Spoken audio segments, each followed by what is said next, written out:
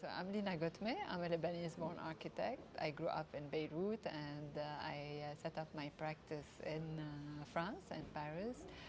Since 2006, I'm leading my own practice, first in partnership, and since 2016, my own practice.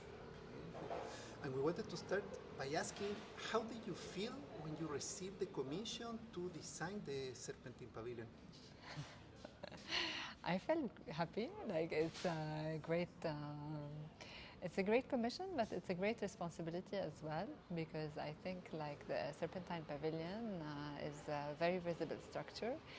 It's also a structure that is open to the public. Everyone loves this pavilion, and it's also about bringing on a message and talking about a bit the zeitgeist of the moment, what I call like what we want actually to talk about today through an architecture, and what kind of message we relay.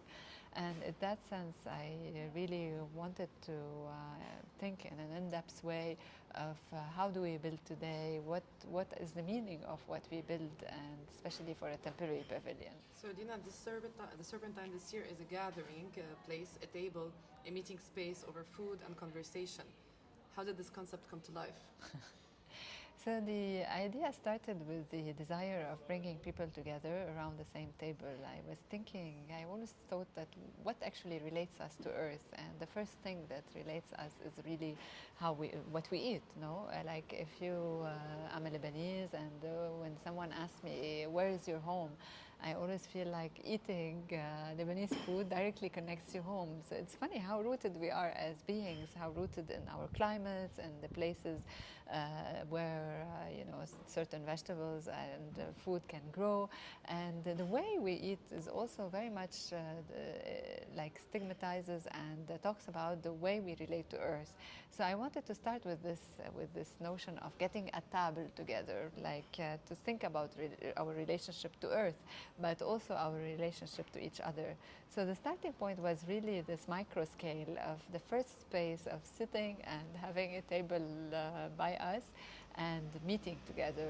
And then emerged the idea of covering, sheltering, and this roof, and the roof being this floating canopy that protects us, but yet that is open to its environment, where we can see the park, we can see what's happening around.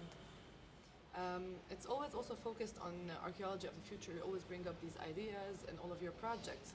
So can you tell us a bit more how you tackled this here in this pavilion? And also, I'm interested in knowing how this also concept evolved with your projects.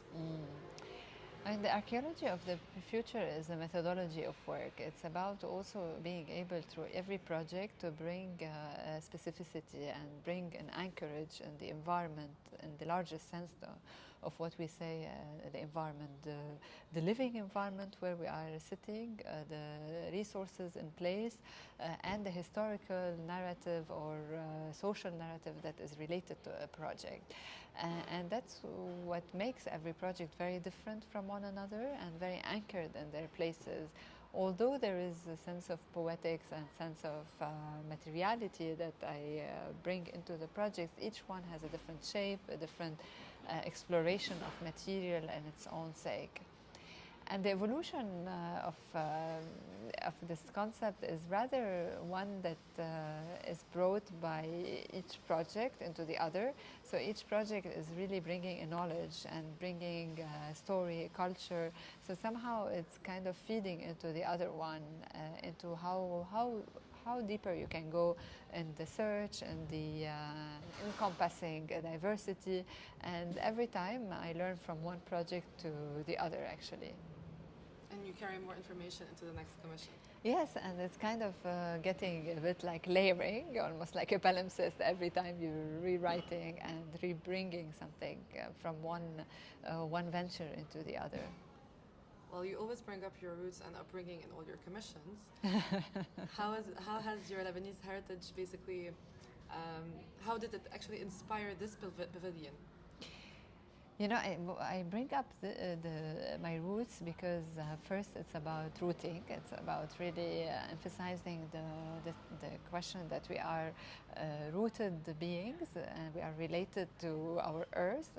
Even if we move somewhere else, we get enriched by where we move, and we get the diversity further enriched with that movement. But still, this idea of being anchored is important for me.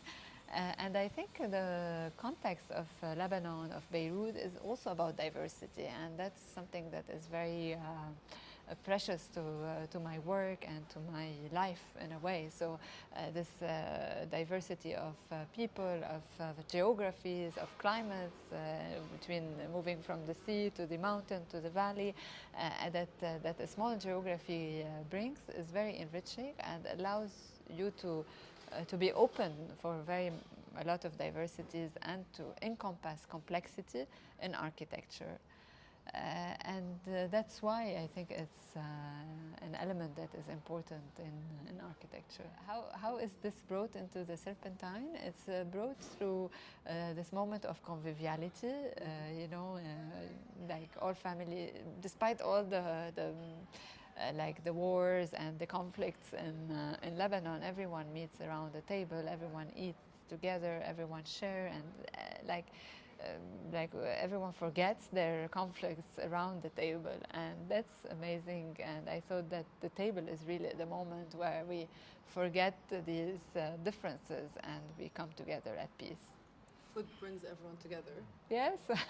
And you named it in French also, Atab, which is also a big part of also your heritage. Yeah, sure, of course. I mean, we're living in France, but also, as we know, Lebanon has been influenced by French culture.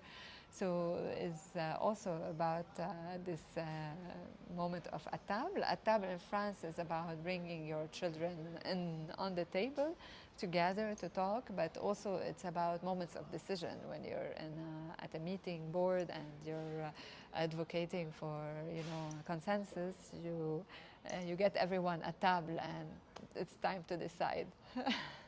Oh, and we felt that when we came in the morning, was with, during the preview, it was full of press and guests, but you could see that it was very close. They were like if they were in the same group, and there is something about the scale of this pavilion that makes it feel like, as you say, in a living room, in a dining room, very, very close. Yeah, and I was talking earlier, it feels like the kitchen is in the gallery and someone will go out with like, table, everyone sit here around. But yeah, I like this, how people directly appropriated the space and suddenly everyone feels like the same family, and there's no apprehension, so you could do your own group, but at the same time you're very much connected to the other. There's the gaze, you could see people looking at each other too. I love this crossing too, so hopefully this will live through the life of the pavilion, also from a daily life towards the celebratory moment in the pavilion.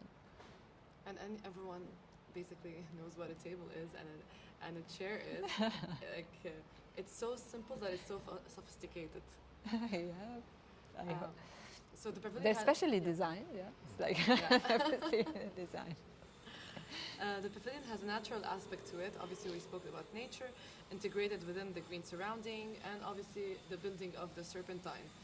What can you tell us about the choices of material and also about the fabrication? So all the material, there's mainly one material actually in this pavilion, is wood, and it's a bit honoring wood construction by using the same material and thinking about how to generate space through the structure of the construction and the pavilion itself. So you see there are two columns that are somehow counterbalancing the beam, and this is arrayed into 9 segments of petals and constitutes almost an organic shape of the pavilion. So it's about also constructing with a low carbon material, so to have the least environmental impact on its surrounding. Very lightweight structure, so was easily assembled, easily to disassemble and to reassemble somewhere else. It's also trying to push the boundary of what we can do with wood, with these fretted lattice work that brings out like this relationship to the outside, brings also the relation to the leaf structure and kind of a shimmering light in there. And when it's sunny, it's kind of bringing light into the floor. Yeah, maybe just a few words also about the roof. It's about a pleated structure, so the pleats are also implying movement. So when you're looking outside, you almost feel like it's still movement in the structure, only the people can run around. And it's almost like a carousel-like structure. And the central part is bracing the whole like beams. And is allowing also for light to come in and to be comfortable inside that space. It's also thought in a bioclimatic way, so somehow when it's very summery and warm outside, the wind comes in, and then the hot air is moved above in the center. It's like the traditional Lebanese houses actually too. And also, I would say that some features there, like it feels a bit contemporary Msharabiya, you know, in a sense. Yeah. It's a bit Arabesque-ish in some other senses. Yeah, so and it's very some diverse. Mexican journalist, he said that it's like the Mexican lattice work, and maybe someone from Africa would feel like it looks very Like the hut in hot. Mali. Yeah. So it's also incorporating that diversity and that memory of everyone that could really reinterpret the place. Thank Thank you, you. Lina. Thank you so much.